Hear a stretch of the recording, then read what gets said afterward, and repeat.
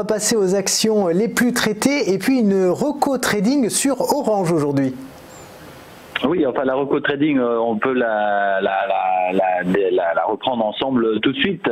Elle fait partie en fait de notre lettre quotidienne, donc que nous mettons à disposition sur notre site bourse.unicredit.fr pour ceux qui nous suivent sur Bourse Direct. Je rappelle que cette même recommandation est également disponible dans le flux d'informations de Bourse Direct.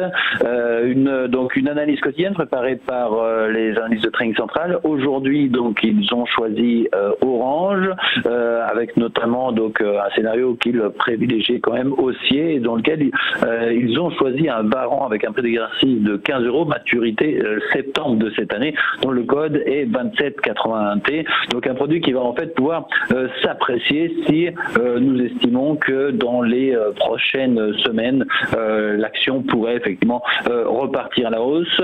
En cas alternatif, donc repli, on va prendre un strike un peu plus bas, donc un prix d'exercice qui n'est pas peut-être à 15 points mais qui va être à 14 points, un put, donc produit baissier, put avec un prix d'exercice de 14 et une date de maturité toujours à septembre 2019. Donc ça c'est la reco du jour. Si vous voulez les retrouver chaque jour, rendez-vous donc sur notre site. Avant l'ouverture du marché, vous avez cette conviction des indices qui peut vous accompagner dans votre journée de trading. En termes de choix de secteurs qui ont quand même bien performé, enfin d'actions qui ont bien performé cette semaine, et là on regarde de nouveau les chiffres, surtout on regarde l'évolution. Donc les bancaires sont pas mal repartis à la hausse, et ça on comprend pourquoi, donc notamment sur les produits, sur les varans, où on retrouve en fait dans la top 10 toutes nos grandes bancaires françaises, Société Générale, BNP et Crédit Agricole, et des actions qui continuent de faire l'actualité. Air France depuis le début du mois, c'est un titre qui bouge. Airbus, ça a été principalement suivi donc en France et en Allemagne, ces annonces sur Airbus, et donc les investisseurs en produits de bourse ont dans les dernières séances sont pas mal positionnés sur le titre. Donc Airbus, c'était un titre qui était relativement loin dans notre classement, donc Airbus qui continue d'être très traité, même donc encore ce matin par les investisseurs en produits de bourse, et ça c'est pour effectivement la partie varan, actions qui sont le plus recherchées.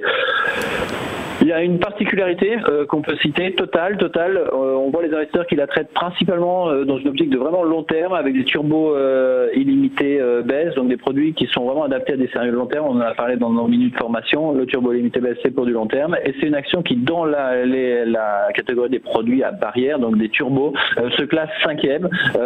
Là on voit vraiment des flux qui rentrent sur du moyen terme, donc à suivre dans les prochaines semaines. Par contre, on le disait en introduction, donc on reste principalement orienté, quand on parle de turbo, donc produits qui ne sont pas susceptibles de bénéficier ou de souffrir de l'évolution de la volatilité. On reste sur des indices, on reste principalement sur le CAC, mais également le DAX, le Dow Jones et le Nasdaq, qui ensemble représentent plus de 55% des échanges. Un petit nouveau qui fait son entrée, l'AEX, qui est le 7e sous-jacent le plus échangé. Donc nos amis hollandais ont pas mal utilisé également les turbos cotés en bourse de Paris, alors que la bourse est la même, ce qui est quand même assez surprenant. Une tendance sur l'or qui commence à se dessiner, même si les échanges sont pas encore très dynamiques, puisque seulement 2,1% des échanges l'ont été sur l'or. On pouvait s'attendre à plus dans cette séance, à suivre dans les prochaines séances, peut-être pour des scénarios d'une reprise du métal jaune.